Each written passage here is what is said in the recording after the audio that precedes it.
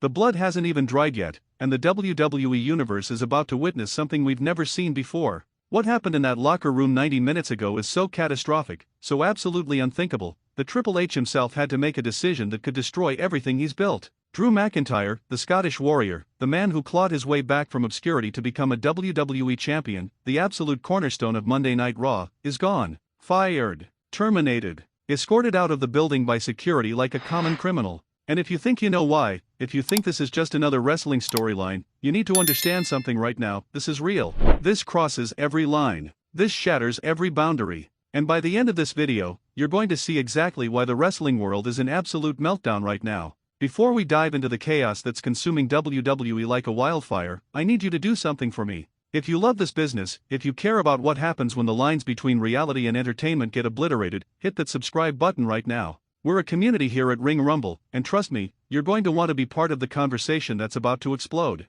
Because what I'm about to show you, what I'm about to reveal, is going to make you question everything you thought you knew about professional wrestling in 2025. Now let's get into this absolute nightmare. Saturday night. Tijuana, a WWE live event that was supposed to be routine, standard house show, good crowd, the boys doing what they do best. But something was brewing, something dark, something that had been building for months between Drew McIntyre and the Bloodline, specifically with their newest enforcer, Jacob Fatu. Now, if you've been following the product, you know these two have been on a collision course. The verbal exchanges, the stare-downs, the tension so thick you could cut it with a knife. But nobody, and I mean nobody, expected what was about to happen. The show ends. Cameras are off. Fans are filing out. This is when the boys usually pack up, maybe grab a beer, head to the hotel. But Drew McIntyre had other plans. According to multiple sources, and we're talking about people who were actually in that locker room, Drew was waiting, pacing. That cold, calculated look in his eyes that anyone who knows him recognizes as danger.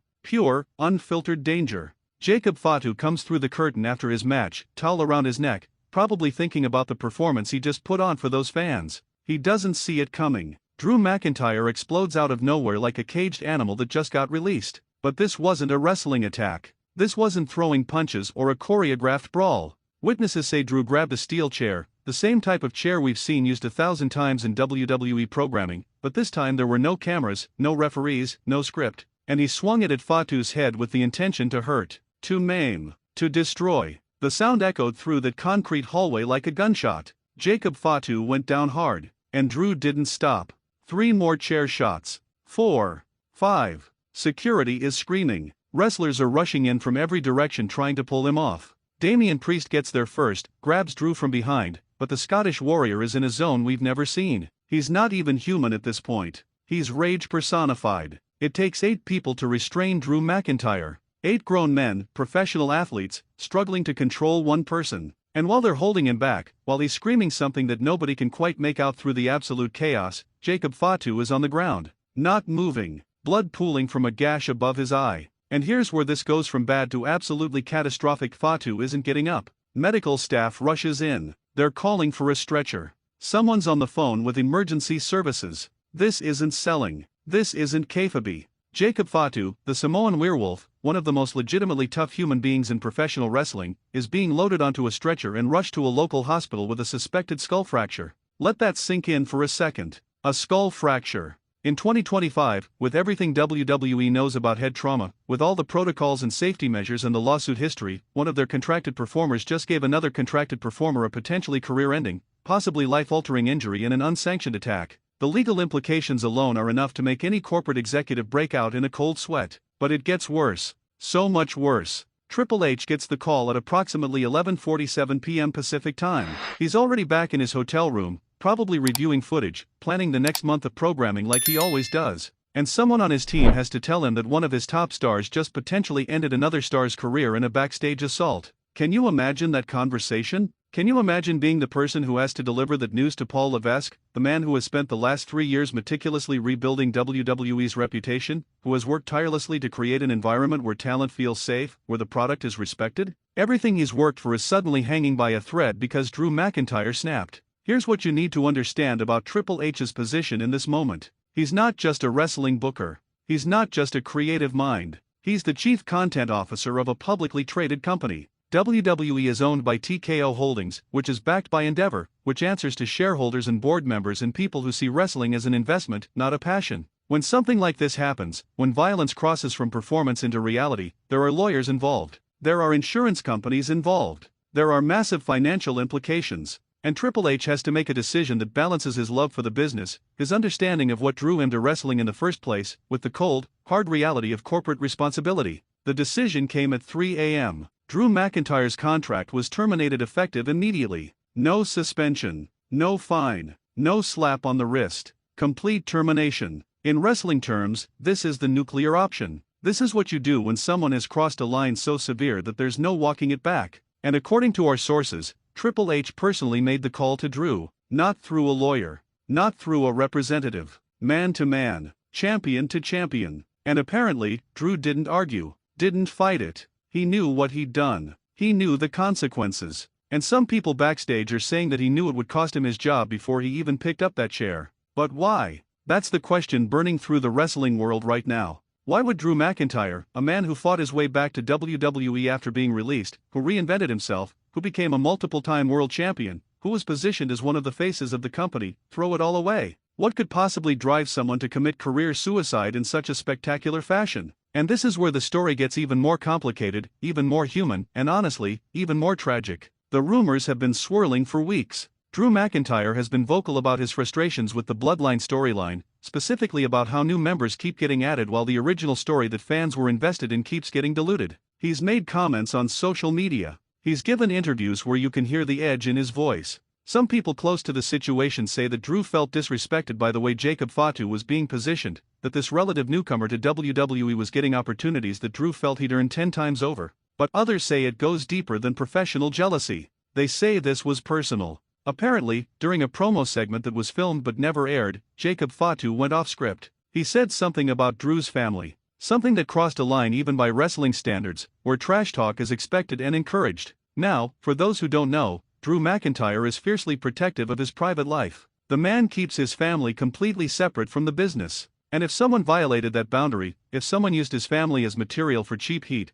you can start to understand how the fuse got lit. But understanding motivation doesn't excuse action. And that's the impossible position everyone in WWE finds themselves in right now. Jacob Fatu's condition, as of 4 hours ago, is stable but serious. He's conscious. He's communicating. But he underwent emergency surgery to relieve pressure on his brain from swelling. The doctors are cautiously optimistic about his recovery, but the truth is, nobody knows if he'll ever wrestle again. A skull fracture isn't something you just bounce back from. And if his career is over, if Jacob Fatu never steps in a ring again because of what Drew McIntyre did, then we're not just talking about a firing. We're talking about potential criminal charges. Assault causing bodily harm. Possibly attempted manslaughter depending on how aggressive the prosecution wants to be. The wrestling community is divided right now. Social media is an absolute war zone. You've got people defending Drew, saying that if Fatu really did cross the line with comments about Drew's family, then he had it coming. They're pointing to the old-school wrestling mentality where disrespect was settled with fists, where the locker room policed itself. Then you've got people absolutely condemning Drew, saying that there's no excuse for what he did, that we're past the era of backstage fights, that this kind of behavior is exactly why wrestling has such a dangerous reputation. Both sides are passionate. Both sides make valid points. And that's what makes this situation so absolutely gut-wrenching. Here's what's not being talked about enough: the ripple effects. WWE has a massive European tour starting in 3 weeks. Drew McIntyre was supposed to be one of the centerpieces. They've already sold tickets with his name on the promotional material. Now they have to scramble to rebuild cards, to explain to fans why one of the biggest stars won't be there. The storylines that were being built around Drew, the feuds that were planned to carry through WrestleMania season, all of that has to be scrapped. Writers are in emergency meetings. Talent is being repositioned. And all of this chaos, all of this disruption, is happening because one man lost control. But let's talk about the human element for a second, because this is where I need you to really hear me. Drew McIntyre isn't a villain. He's not some monster who was waiting for an opportunity to hurt someone. This is a man who has given everything to professional wrestling. He was released from WWE in 2014, and instead of giving up, instead of being bitter, he went out and conquered the independent scene. He became a star in Impact Wrestling. He proved that WWE made a mistake. And when he came back, he did it on his own terms. He became WWE Champion in front of 0 fans at WrestleMania 36 because of the pandemic, which should have been the biggest moment of his life but was robbed of its magic. He's dealt with injuries. He's dealt with creative frustrations. He's dealt with being moved between brands. And through all of it, he remained professional. Until Saturday night. The question we should be asking isn't just, what was Drew thinking, but, what drove a consummate professional to this point? Because people don't just snap without reason. There's always a breaking point. Always a moment where the pressure, the frustration, the accumulated weight of everything becomes too much. And while that doesn't excuse what happened to Jacob Fatu, while it doesn't make the violence acceptable, it should make us think about the environment in WWE right now. How much pressure are these performers under? How much are they expected to sacrifice? How close to the edge are other people in that locker room? The wrestling industry has a dark history with mental health. We've lost too many people to depression, to addiction, to the inability to cope with the demands of the business. And while WWE has made strides in recent years with wellness programs and support systems, incidents like this expose the cracks in the foundation. If Drew McIntyre, someone who by all accounts was stable and professional, could reach a breaking point like this, what does that say about the system? What does that say about the pressure cooker environment of professional wrestling? Triple H released a statement this morning. It's brief. It's professional. It says that WWE has a zero-tolerance policy for violence outside the scope of sanctioned competition, that Jacob Fatu's health is the top priority, and that Drew McIntyre's contract has been terminated. But what it doesn't say is just as important. It doesn't say whether there will be criminal charges. It doesn't say how WWE is going to address the underlying issues that led to this. It doesn't say what happens to the Bloodline storyline now. And it doesn't say whether we'll ever see Drew McIntyre in a WWE ring again. Because here's the reality that nobody wants to acknowledge: wrestling has a short memory when ratings and money are involved. If Drew McIntyre had destroyed anyone else, maybe there'd be a path back. But Jacob Fatu is connected to Roman Reigns, to The Rock, to the Inoue family, which is wrestling royalty. Crossing that family, hurting one of their own, that's not something that gets forgiven easily. And even if legally everything gets settled, even if criminally Drew faces no charges, the political reality of WWE means that bridge might be burned forever. So where does this leave us? WWE is in crisis mode. A top star is fired. Another is in the hospital. WrestleMania season is approaching and the carefully laid plans are in ruins. The wrestling community is tearing itself apart debating who's right and who's wrong. And somewhere, Drew McIntyre is sitting with the knowledge that his career as he knew it is over. That decades of work, of sacrifice, of clawing his way to the top, ended in a moment of rage that he can never take back. This is the reality of professional wrestling in 2025. The line between performance and reality is thinner than ever. And when someone crosses it as violently as Drew McIntyre did, the consequences are swift and severe. If you made it this far, if you've stuck with me through this entire story, leave a comment below. Tell me what you think. Do you support Triple H's decision? Should Drew face criminal charges? Could this have been prevented? Because this conversation is just beginning, and your voice matters. Hit that like button if you want to see more coverage as this story develops. Share this video because people need to understand what really happened. And subscribe to Ring Rumble, because we're going to be following every single development in what might be the most consequential backstage incident in modern wrestling history. The chaos has only just begun, and none of us know where it ends.